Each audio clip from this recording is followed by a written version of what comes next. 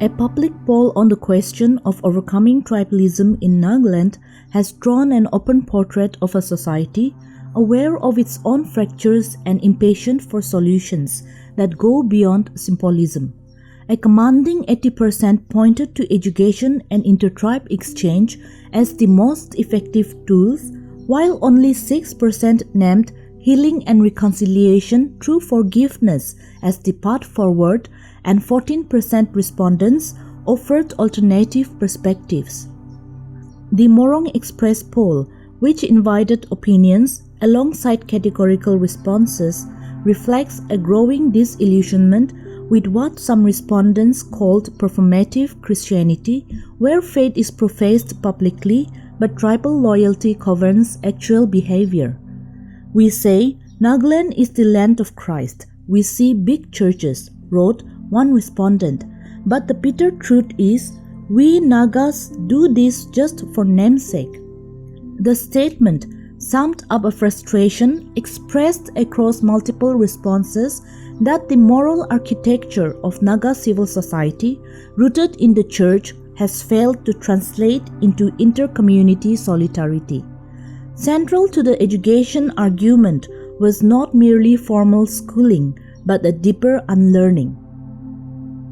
A respondent stressed the need to shed stereotypes ingrained in our mindset and cultivate genuine broad-mindedness.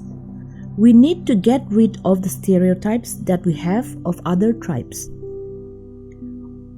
That will come only when people are truly educated to be broad-minded and letting go of isms ingrained in our mindset.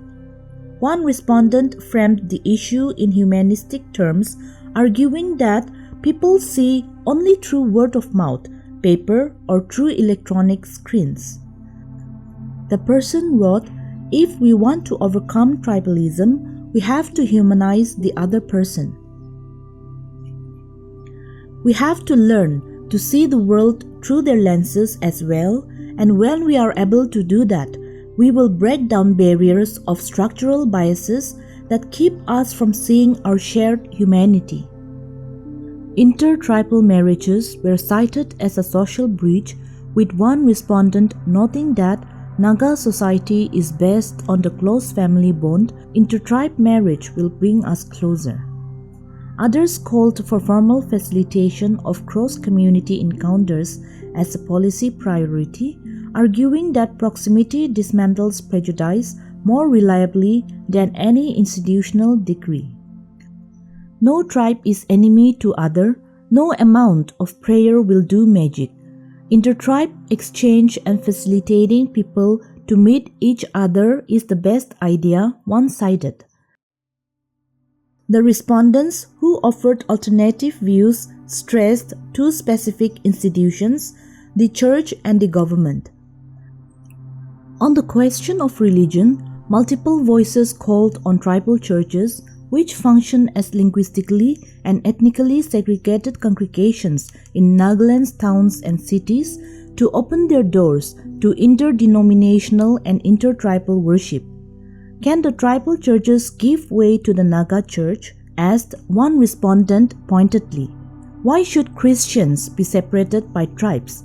The media was also put in the dock. One respondent called on Nagaland's press to eliminate felicitation sections that routinely identify individuals by their tribe and village, arguing that such seemingly harmless practices reinforce subconscious tribal biases, particularly among the youth.